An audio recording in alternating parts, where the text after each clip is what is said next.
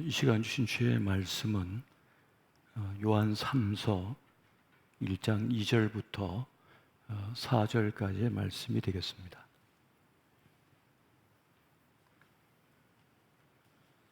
우리 한 절씩 보시고 마지막 4절은 같이 보시겠습니다. 사랑하는 자여, 내 영혼이 잘됨같이 내가 범사에 잘되고 강건하기를 내가 간구하노라. 형제들이 와서 내게 있는 진리를 증언하되 내가 진리 안에서 행한다 하니 내가 심히 기뻐하노라. 다 같이 내가 내 자녀들이 진리 안에서 행한다함을 듣는 것보다 더 기쁜 일이 없도다. 아멘. 할렐루야. 이 수요일 저녁 시간 말씀에 기쁘신 은혜가 오늘 예배 현장에서 영상으로 함께하는 모든 분들에게 임하시기를 예수 이름으로 축원드립니다. 영적인 법칙 시리즈 가운데 오늘은 세 번째 시간으로 영적 우선순위의 법칙에 대해서 함께 살펴보겠습니다. 첫 번째 영적인 법칙이 뭐라고 했을까요? 심고 거둠의 법칙인 것이죠. 두 번째 시간에는 믿음의 법칙에 대해서 함께 살펴보았습니다. 오늘은 영적 우선순위에 관한 법칙을 함께 살펴보고자 합니다. 우리 인생에서 가장 중요한 생애 재료 가운데 하나는 시간이라고 하는 것입니다. 시간은 우리 인생에서 매우 중요한 생애 재료가 됩니다. 그리고 이 시간 앞에서는 어떤 사람도 자만할 수가 없습니다. 권력을 가진 사람도, 미모를 가진 사람도, 또 돈을 가진 사람도, 건강을 가진 사람조차 결코 자만할 수 없습니다. 시간이라고 하는 것이 그러한 것입니다. 잘났든지 못났든지 시간 속에 우리는 살아가고 있고 그 시간이 얼마 남았는지 알 수가 없습니다. 오늘 끝날 수도 있고 열흘 후에 끝날 수도 있습니다. 지금 병상에서 시름시름하는 분이 우리보다 더 오래 살 수도 있습니다. 팔팔 뛰어다니고 있는 젊은이가 먼저 갈 수도 있는 거예요. 결코 알 수 없는 것이 인생이고 그 시간 속에 우리가 바장이며 지금 살아가고 있다는 사실입니다. 그래서 우리는 시간 앞에서 겸손할 수가 있어야 하는 것입니다. 지식이라는 것도 축적이 되고 지혜도 축적된다고 했습니다. 또 돈도 축적이 됩니다. 경험도 축적이 되는 것이죠. 그러나 시간만큼은 축적이 되지 않습니다. 계속해서 우리가 사용하고 있습니다. 빠져나가는 거예요. 그것이 시간이라고 하는 것입니다. 그래서 시간 속에 살고 있는 사람에게 필요한 것이 무엇인가 하면 때를 분별하는 지혜라고 하는 것이라고 합니다. 성경을 보면 하나님께서 모든 때를 아름답게 하셨다 말씀합니다. 그런데 모든 때를 아름답게 하셨는데 모든 때를 불행하게 만드는 것이 인간의 어리석음이라는 것입니다. 주님께서 모든 때를 아름답게 우리에게 선물로 주셨건만 우리가 그 시간을 엉망으로 만들어 버리고 있다는 것입니다. 그것이 인간의 죄성인 것이죠. 어리석은 것에 마음을 뺏겨가지고 그 소중한 때를 다 날려버리고 있다는 것입니다. 지금 저 우크라이나 사태를 보십시오. 침공한 러시아 군인이나 침공당한 우크라이나 국민이나 다 지금 손해보고 있는 거예요. 사실은 생때 같은 자기 나라의 젊은이들이 지금 죽어가고 있잖아요. 뭘 더 얻겠다고 그러고 있는 겁니까? 인간의 탐욕이, 욕심이, 어리석음이 불행을 자초하고 있는 거예요. 이 중요한 생애 시간을 그렇게 허비하고 낭비하고 쓸모없는 것으로 만들어 가고 있다는 것입니다. 1차, 2차 세계대전을 통해서 그렇게 많이 겪었으면서도 똑같은 어리석음을 반복하고 있는 이 인간의 우둔함을 한번 보십시오. 그렇게 엉뚱한 것에 정신이 팔려서 하나님께 주신 그 좋은 때를 놓쳐버리고 있다. 그래서 때를 분별하는 것이 그렇게 중요한 지혜가 되고 있는 것입니다. 우리 그리스도인들에게 시간을 잘 살아내는 길이 있습니다. 그것이 바로 영적 우선의 법칙입니다. 이 영적 우선순위를 정한다고 하는 것은 결국 쉽게 말하면, 분명하게 말씀드리면 하나님을 중심으로 살아가는 것이다, 이렇게 말씀드릴 수가 있겠습니다. 그러니까 늘 우리 삶의 시간 속에, 내 인생 속에 하나님을 중심에 모시고 살아가는 삶, 그것이 바로 영적 우선순위의 삶이 되겠습니다. 그럼 그것을 어떻게 살아가야 될까? 두 가지로 말씀드리면, 첫 번째는 하나님의 나라를 구하는 것이다, 그래서 말씀드릴 수가 있겠습니다. 예수님께서는 이 영적 우선순위의 원리를 말씀하시고 그 원리를 따라 살아가셨죠. 마태복음 6장 33절 말씀 우리 같이 한번 보겠습니다. 시작. 그런즉 너희는 먼저 그의 나라와 그의 의를 구하라. 그리하면 이 모든 것을 너희에게 더하시리라. 아멘. 여기서 먼저라고 하는 말이 우선순위라는 거예요. 우선해야 할 것이다 하는 것을 말씀하고 있는 거죠. 먼저 하나님 나라의 그것을 구할 때, 그 영광과 그 뜻을 구하며 살아갈 때, 그 인정을 따라 살아갈 때 필요한 것은 따라올 것이다, 자연스럽게 주어질 것이다 하는 말씀하고 있습니다. 그래서 먼저 그의 나라와 그의 의를 구하라는 이 말씀, 이것은 결국 이것이 우리 인생의 목적이 되어야 한다는 것이죠. 직분의 목적이 뭡니까? 하나님 나라와 하나님의 의를 구하는 것입니다. 그것이 바로 직분의 목적이라고 하는 것이에요. 이게 바로 청지기 정신인 것이죠. 이것이 우리에게 건강을 주시고 물질을 주시고 성공을 주신 이유가 되는 것입니다. 우리 인생에서 성공이 목적이 아니고요, 성공은 수단일 뿐인 거예요. 그 성공을 가지고 뭘 하느냐? 하나님의 나라와 그 의를 구하는 삶을 살아야 한다는 것입니다. 또 우리는 성공이 목적인 줄 알고 거기까지만 살아요. 내가 이 회사 들어가는 게 목적이다 생각하는 거예요. 이 시험에 합격하는 게 내 목적이다. 이 땅을 사는 게 내 목적이다. 내 이름을 널리 퍼뜨리는 것이 목적이다. 그런데 그게 아니라 뭡니까?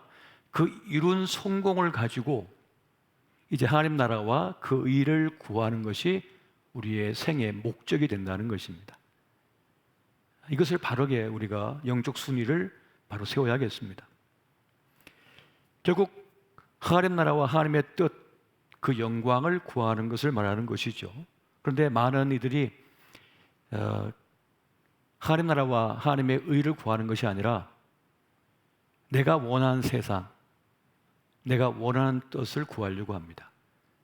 그걸 찾고 있어요. 예수님의 12 제자도 주님을 따른다고 했지만 사실은 자기가 원하는 세상, 자기가 원하는 성공을 이루려고 했습니다. 그래서 다 실패한 거예요. 특히 가룟 유다 같은 이가 제일 많이 실패한 사람이었던 것이죠. 그렇게 실패했던 제자들을 부활하신 예수님께서 찾아오셨어요. 그 오셔서 뭐라 했습니까? 3번이나 반복하시면서 뭐라 했습니까? 내 양을 먹이라고, 내 양을 돌보라고, 그렇게 3번이나 우리 주님께서 말씀하셨습니다. 다시 사명을 확인시켜주는 그 장면을 우리가 볼 수가 있는 거죠. 하나님 나라와 하나님 나라의 그 의를 구하라는 그 메시지를 주신 것이었던 것을 보게 됩니다. 이렇게 부활하신 주님께서 이 제자들을 만나시고 하시는 가운데 베드로가 앞으로 어떻게 되실 것을 말씀해 주셔요. 요한복음 21장에 보면 이렇게 말씀해요. 내가 진실로 내게 이르노니 네가 젊어서는 스스로 띠뛰고 원하는 곳으로 다녔거니와 늙어서는 내 팔을 벌리리니 남이 내게 띠띠우고 원하지 아니하는 곳으로 데려가리라. 그렇게 베드로의 운명을, 앞으로 살아갈 길을 말씀해 주십니다. 다시 말하면 하나님께서 원하시는 그 길을 가게 될 것이다, 살아가게 될 것이다 라고 말씀해 주고 있는 겁니다. 그러니까 너무 고민하지 마, 너무 애쓰지 마, 너무 그렇게 무리를 싸매고 고민하지 마. 주님께서 너의 삶을 끌어가실 것이다, 팔 벌릴 것이다. 뭡니까? 순교할 거라는 거잖아요. 그 길을 가게 될 것이다. 내 길을 네가 따라올 것이다. 그렇게 원하지 않았느냐? 그 길을 간다는 겁니다. 이 말씀을 들은 베드로가 궁금한 사람이 있었어요. 요한이가 궁금했어요. 그래서 물어요. 주님, 요한이는 어떻게 될까요? 이렇게 묻는 거예요. 그랬더니 또 주님께서 요한복음 21장 21절과 22절에 보면 이렇게 말씀하죠. 이 베드로가 그를 보고 예수께 여짜오되 주님, 이 사람은 어떻게 되겠사옵나이까? 예수께서 이르시되 내가 올 때까지 그를 머물게 하고자 할지라도 내게 무슨 상관이냐? 너는 나를 따르라 하시더라. 주님, 박지사는 어떻게 될까요? 김권사는 어떻게 될까요? 그러니까 주님께서 상관하지 마라. 그 아이는 그 길을 갈 것이고 너는 나를 따라오면 된다. 그렇게 말씀하시는 거예요. 다른 사람 삶 그만 신경 끄라는 겁니다. 내가 너에게 준 인생, 풍부해 주신 그 삶을, 네 몫의 삶을 살아가라는 거예요. 엉뚱하게 다른 사람 신경 쓰지 말고 네 몫의 삶을 살라고 지금 말씀하고 있는 것입니다. 여러분, 하나님이 아닌 다른 것을 우선순위 삼고 살아갈 때가 있습니다.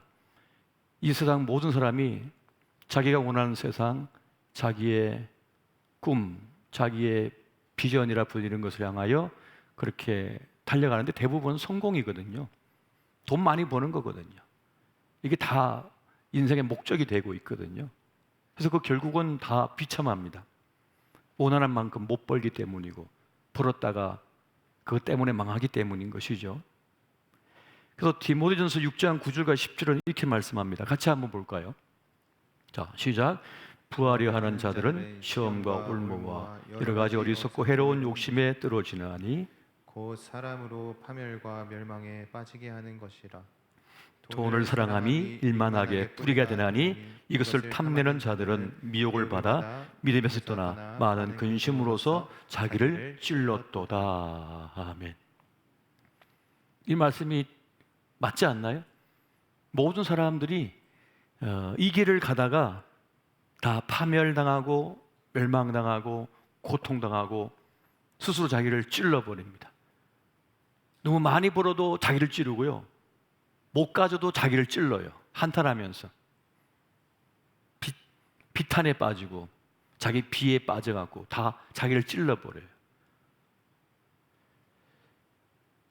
그의 나라와 그의 의를 구하는 것이 아니라 이 세상에 만들어 놓은 그 틀 속에 빠져가지고 허우적거리면서 사느라고 거기에서 불행만 자초하고 살더라는 거예요.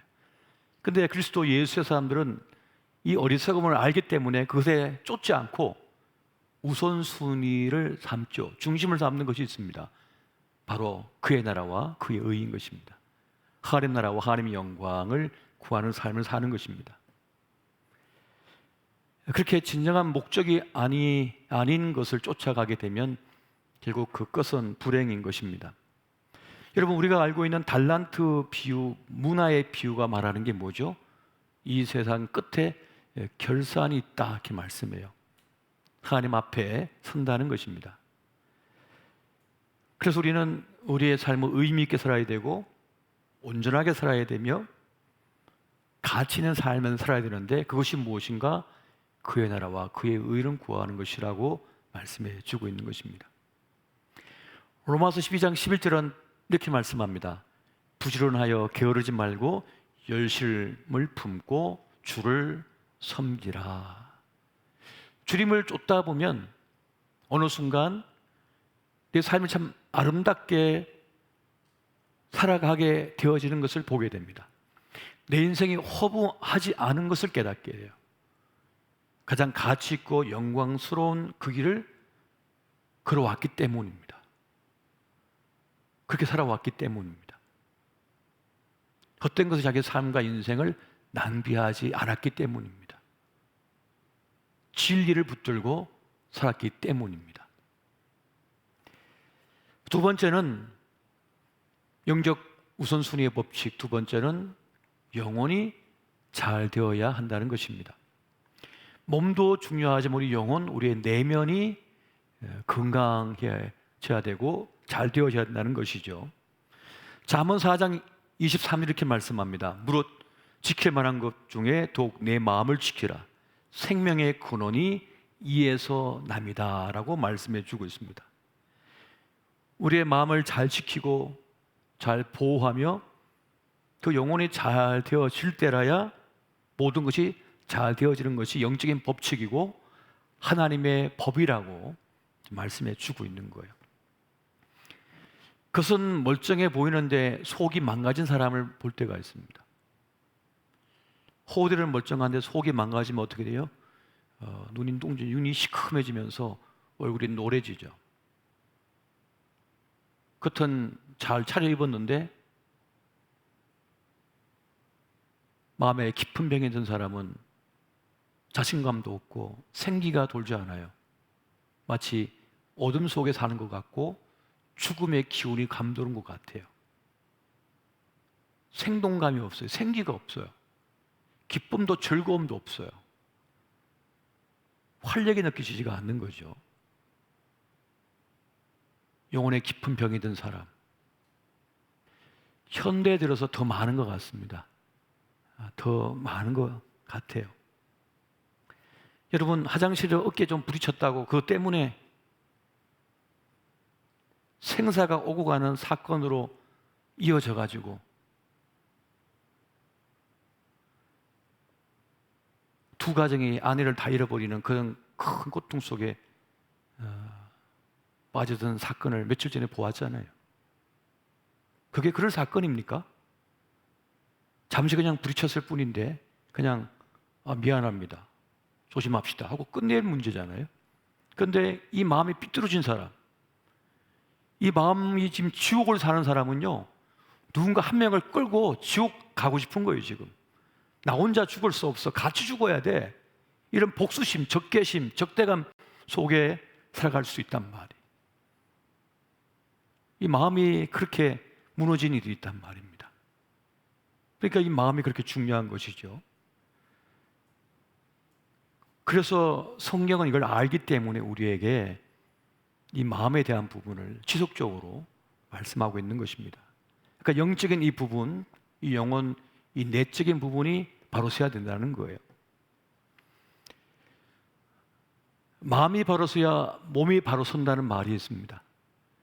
마음이 똑바로 서면 몸도 바로 서게 된다는 거죠. 하지만 마음이 바로 서지 못하면 몸이 아무리 겉이 멀쩡해 보여도 그렇지가 않습니다. 매우 중요한 메시지인 것이죠. 그래서 우리는 삶이 힘겨울 때마다 몸도 살펴야 되지만 마음을 살펴야 돼요. 내 내면이 어떠한지를, 속사람이 어떠한지를 반드시 살필 필요가 있는 것입니다. 내 마음이 무너졌는가, 내 마음이 상처 입어 지금 쓰러졌는가를 살필 수가 있어야 하는 것입니다. 오랜 병원 생활을 하신 분들을 보면 몸도 망가지지만 마음은 더 망가져 있어요. 난 일어서지 못할 것이다. 나는 살아서 이 병원 문을 못 나설 것이다. 나는 다 끝났다. 이런 마음을 가질 때가 있어요. 또 여러 시험에 낙방한 사람 있잖아요. 그런 일을 겪게 되면 열패감 속에 빠져들게 돼요. 나는 절대 저 관문을 통과할 수 없고 나는 실패자다. 면상은 끝났다. 이렇게 생각한단 말이에요. 그러니까 그런 사건들을 많이 겪은 분들은 몸도 살펴야 되지만 더 중요한 거는 그 마음을 살펴줘야 돼요. 마음을 위로해 줘야 되고 마음을 어루만져 줘야 되고 자꾸 위로해 주고 격려를 해줄 필요가 있습니다. 자꾸 기도해 주어야 하는 거예요. 우리가 주변 사람들과 평화롭게 지내기 위해서 많은 것을 양보할 수 있지만 절대 양보할 수 없는 중심이 있어야 하는 겁니다. 다른 건 다 양보할 수 있지만 내 영혼을 지키기 위해서, 내 마음을 지키기 위해, 내 인생을 지키기 위해서 양보할 수 없는 중심이 있어야 되는 거예요. 마치 배가 이 비바람과 파도에 흔들리더라도 이 닷을 깊이 내리고 있으면 이게 끌려다니지 않거든요. 그것처럼 그 믿음의 닷을 깊이 하나님께 내리고 있으면, 그 주님을 내 중심에 모시고 있으면 그 세파에 흔들리더라도 나를 지켜낼 수가 있게 되는 것입니다. 그것이 바로 마음의 훈련, 믿음의 훈련인 것이에요. 이걸 하게 되면 어떻게 합니까? 든든히 설 수가 있습니다. 그것이 무엇입니까? 주님을 내 중심에 모시는 훈련인 거예요. 우리가 이렇게 주님의 거룩한 이름 앞에 나와 나를 주님 앞에 보여드리고 예배하는 자리, 또 하나님 앞에 내가 엎드려 기도하는 자리, 또 세상의 말이 아니라, 내 말이 아니라 하나님의 진리의 말씀을 붙잡고 읽고 묵상하는 자리, 이것이 바로 무엇입니까? 내 삶의 훈련이요, 내 마음의 훈련이거든요. 내 영혼을 지키는 훈련인 거예요. 다른 것으로 대치될 수 없습니다. 좋은 가요 계속 듣는다고요? 가요를 하루 연종을 들으면 사람은 우울병에 빠져들게 됩니다. 더 지쳐요. 처음에는 재미있지만 나중에는 그 곡이 메시지가 있거든요. 거기에 장악당해 버려서 더 사람은 처져 버리게 되어 있어요. 하지만 영의 노래인 찬송, 말씀은 어떻게 합니까? 진짜 생명의 근원이신 주님과 나를 연결시켜 버리기 때문에 그 생명의 젖줄을 공급받기 때문에 내 영혼이 살아나는 것을 경험하게 돼요. 그 찬송하는 가운데 하나님과 내가 연결돼 버리는 거예요. 그래서 회복이 돼요. 내 영혼이 상처가 치유되고 위로가 되어지는 것을 경험하기 시작합니다.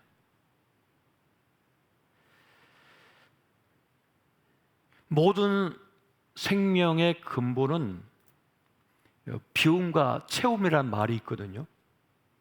무엇을 비우고 무엇을 채울 것인가?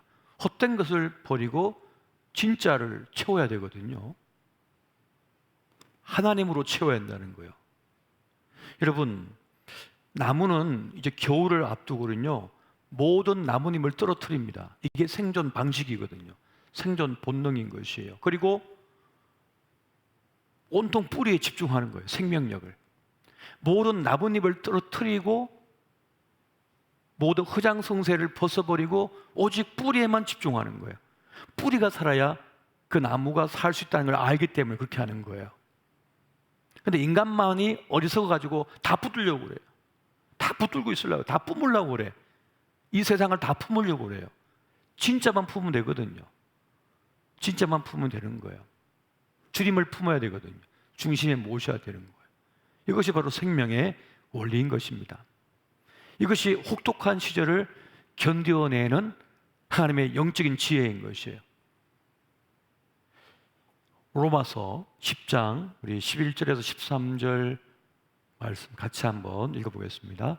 자, 시작. 성경에 이르되 누구든지 그를 믿는 자는 부끄러움을 당하지 아니하리라 하니 유대인이나 헬라인이나 차별이 없음이라. 한 분이신 주께서 모든 사람의 주가 되사 그를 부르는 모든 사람에게 부여하시도다. 누구든지 주의 이름을 부르는 자는 구원을 받으리라. 아멘. 아멘이십니까? 누구든지 주의 이름을 부르는 자는 구원을 받으리라 라고 말씀을 해주셨습니다, 우리에게. 여러분, 야곱은 자기 자신과 자기 가족에게 위기가 닥쳤음을 알았습니다. 주님께 엎드리죠. 그때 하나님께서 뭐라 합니까? 베델로 올라가 단을 쌓으라 라고 말씀하셨습니다. 그때 야곱은 그 말씀에 즉시 순종합니다. 가족을 다 데리고 그 터 다 버리고 곧장 베델로 올라갑니다. 그가 주님을 처음 만났던 그 첫사랑의 자리, 은혜의 자리, 주님을 만났던 그 자리에 가서 단을 쌓죠. 우상으로 섬겼던 모든 귀고리, 목걸이, 그 우상 숭배했던 그런 물품들을 다 버리고 말이죠. 주님 앞에 엎드려 버립니다. 주님을 다시 내 삶 속에 모시는 행위잖아요. 주님을 내 삶 속에 중심에 모시는 행위가 뭡니까? 예배인 거잖아요. 내가 주님과 연결되겠다는 거예요. 내가 주님 앞에 서겠다는 거예요. 그것이 바로 예배인 것이죠. 그 예배가 야곱을 살려버립니다. 그 가족을 살려버립니다. 쫓아오는 그 지파들, 족속들을 어떻게 합니까? 강한 천사가 와서 겁을 줘버리죠. 그러니까 쫓아오던 군대가 흩어져 버렸어요. 어떤 무기보다 강력한 무기인 거죠. 그래서 살려내십니다. 야복나루에서 주님과 씨름할 때, 그 씨름하는 가운데 주님은 또한 에서의 마음을 녹여버리죠. 동생한 분노를 녹여버립니다. 그래서 동생을 끌어안게 만들어버리죠. 얼마나 위대한 능력입니까? 힘입니까? 은혜입니까? 요즘은 뭐가 조금만 탁 건드리면 불이 확 붙어버린 사람들이 너 죽고 나 죽자 해버리잖아요. 그런데 그걸 한순간에 녹여버려서 형제가 속게 만들어버렸죠. 화평을 이루게 해버려요. 이것이 하나님의 놀라우신 능력 아닙니까? 우리가 그렇게 하나님을 인정하고 주님 앞에 나아갈 때 하나님께서는 개입하시고 하나님께서 일하시는 것을 여러분 믿으시기 바랍니다. 그렇게 되어지는 거예요. 우리가 주님 앞에 엎드려 기도할 때 그 기도는 위력을 발휘합니다. 야고보서 5장 13절에 뭐라 했습니까? 너희 중에 고난 당한 자가 있느냐? 그는 기도할 것이요 라고 말씀합니다. 고난 당했으면 한탄하면서 자기 비애 속에 빠져들지 말고 기도할 것이요, 주님께 기도할 것이요, 그럼 주님께서 도우시리라 라고 말씀하는 것입니다. 하나님의 개입하심을 구하라는 것이죠. 그리고 기도하면 하나님께서 일하시는데 우리의 환경도 바꾸어 주시고 사람도 붙여주시고 지혜도 주시고 그리고 우리 마음도 바꾸시지만 또 하는 게 있어요. 우리의 눈을 인간적인 육적인 눈이 아니라 영적인 눈으로 보게 만드십니다. 기도를 많이 하면 할수록, 깊이 기도하면 기도할수록 인간적인 생각과 판단, 눈이 아니라 영적 시선을 갖게 만듭니다. 그 영적 시선은 다른 것이 아니라 하나님께서 일하시는 것을 보게 만드시는 거예요. 전에는 안 들렸던 것이 들려옵니다. 전에는 내 말이 중요했고 내 머리가 중요했어요. 내 생각이 중요했는데 어느 순간 어떤 사람의 지혜의 말이 들려와요. 그리고 판단되기를 내가 생각한 것보다 더 좋은 생각인데 하면서 그 생각을 수용해요. 그 말을 수용해요. 내가 전혀 생각지 못했던 차원의 것을 이제 내 삶 속에 가져오게 되는 겁니다. 이런 은혜가 있는 거예요. 우리가 아무리 똑똑하다 한들 세상을 다 압니까? 내가 다 보고 있습니까? 다 듣고 있습니까? 그리고 옆에서 들려와도 다 귀가 막아요. 내가 하나에 꽂혀버리면요. 그런데 기도하면 나를 내려놓게 되죠. 자기를 부인하게 되죠. 그래서 하나님의 인도하심을 따르게 되는 거예요. 이런 은혜가 있다는 것입니다. 그렇게 영적인 눈이 열려지게 된다는 것입니다. 그래서 작은 사고가 큰 사고를 막았다라고 하는 사실도 깨닫게 되어져요. 내가 누군가 약속을 했는데 그만 어떤 일이 작은 일 때문에 그 약속에 못 가게 됐어요. 그런데 안 간 것이 다행이고, 거기 가서 그 사람을 안 만난 게 다행이고, 그 사건 속에 휘말리지 않은 것이 다행이라고 하는 사실을 깨닫게 돼요. 그래서 우연이 아님을 깨닫게 되죠. 주님께서 내 다리 몽둥이를 분질러 가지고 그곳에 안 가게 만드셔서 나를 살리신 사건들이 있었다고 하는 사실을 깨닫게 되는 거죠. 내가 이거 잃었다고, 이거 놓쳐버렸다고 애달아하고 있었는데 이게 잃은 것이, 이걸 놓친 것이 더 큰 문제에 휘말리지 않게 하셨다는 것을 깨닫는 영적인 눈이 열려지게 된다는 것입니다. 사람의 영혼이 살기 위해서는 이 경외의 눈이 띄어야 된다고 해요. 그러니까 일상의 모든 것이지만 이 경외의 눈이 띄어지면 그게 보인다는 거예요. 꽃 한 송이의 아름다움을 깨닫기 시작하면 지금 내가 나 있음, 나 살아있음을 경외의 눈으로 보게 된다는 것입니다. 아이고, 그 쬐끄만 것이 커가지고 어느 사이 아빠 나 결혼해요 하고 사랑하는 남자를 데리고 와가지고 단단하면서 결혼식을 하고 애까지 다 가져가지고 말이죠 하는 모습을 보는 순간 이게 경이로운 거예요.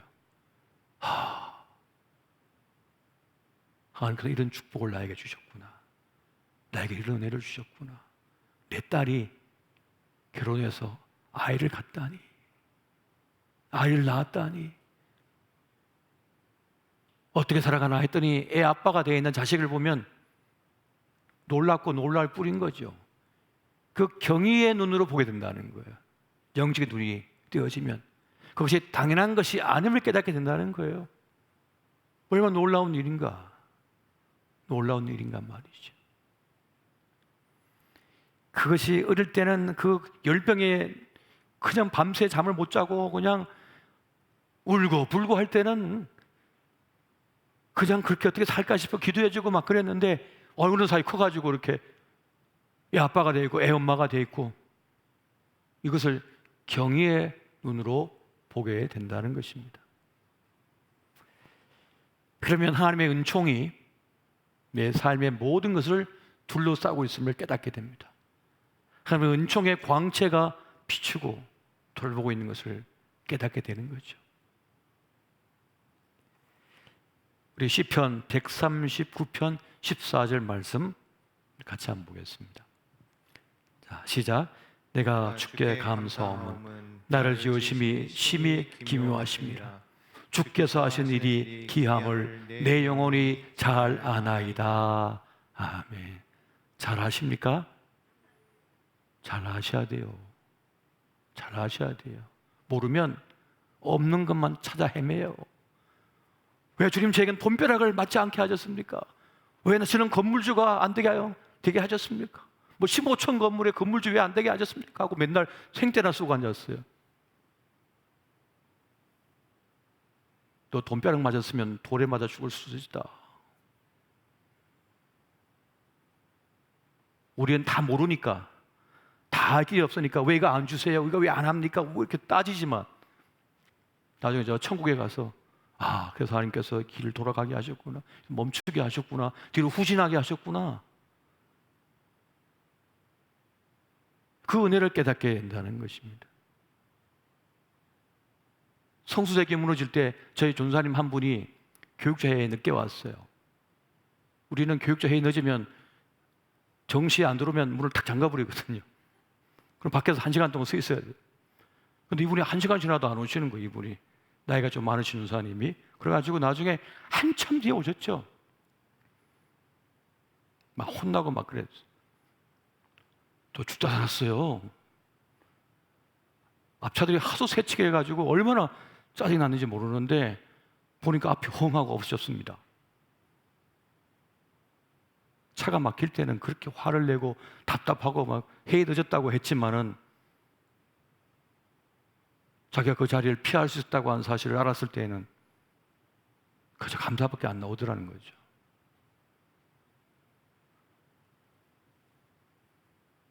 기묘하신, 기이하신 하나님의 은혜를 내가 알게 될 때 감사하고 또 감사할 수 있다는 것입니다. 오드리 맥스트리라고 하는 한 잠수사가 있어요.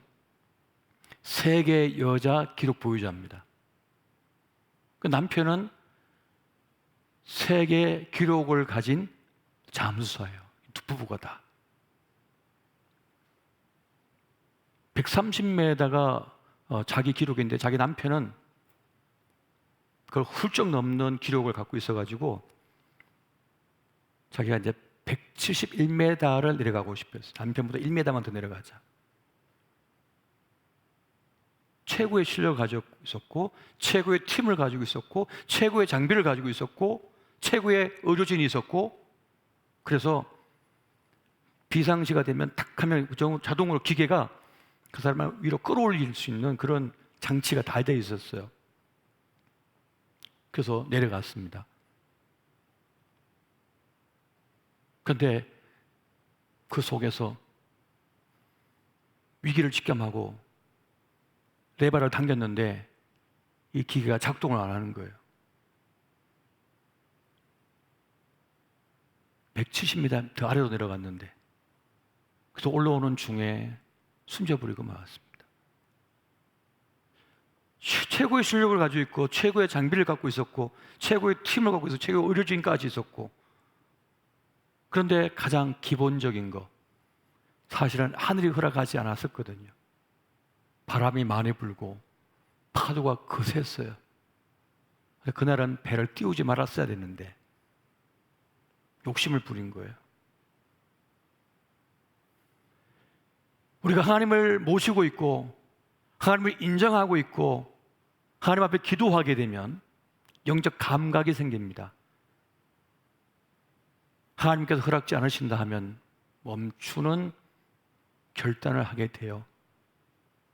하지만 하나님보다 더 큰 의, 더 큰 세상, 하나님께서 원하시는 세상이 아니라 내가 원하는 세상, 내 뜻을 찾게 되면 하나님의 신호가 들리지가 않고 보이지가 않게 됩니다. 오늘 우리는 늘 하나님 앞에 겸손할 수 있어야 됩니다. 왜요? 내 인생은 너무 소중하니까요. 우리에게 주어진 인생의 시간은 너무나 귀한 것이니까요. 이 땅에서의 삶은 하나님께서 우리에게 주신 선물입니다.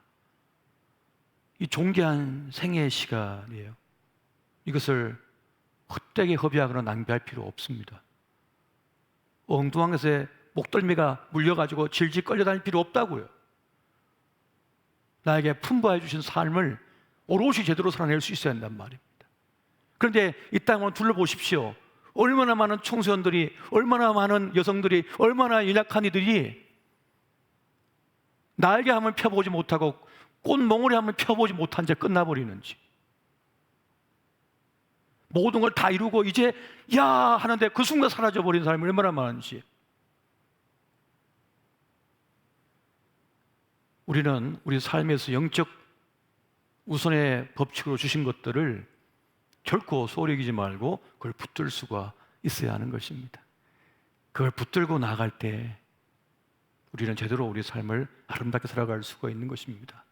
그러므로 하나님 나라를 구하시고 그 의를 위해 살고자 하시고, 그리고 어떠한 순간에도 주님을 우리 삶의 중심에 모시고 사십시오. 그러면 우리 영혼이 정돈이 되어지고 되어지고 평안을 누리면서 내 삶의 부분도 제자리를 찾게 되어지며 우리에게 주어진 생애의 시간을 아름답게 살아갈 수가 있을 것입니다. 이 은혜가 함께 하시기를 예수 이름으로 축원드립니다. 우리 함께 이 시간 기도할 때 이렇게 기도하면 좋겠습니다. 주님, 오늘 알려주신 영적 우선의 법칙을 깊이 명심하여 먼저 그의 나라와 그의 의를 구하는 삶이 되게 해 주시옵소서. 또한 내 영혼이 잘됨과 같이 범사가 잘되길 원하신다는 말씀처럼 우리 영혼이 바로 설 수 있도록 주님을 우리 중심에 모시는 삶이 되게 하여 주시옵소서. 함께 기도하시겠습니다.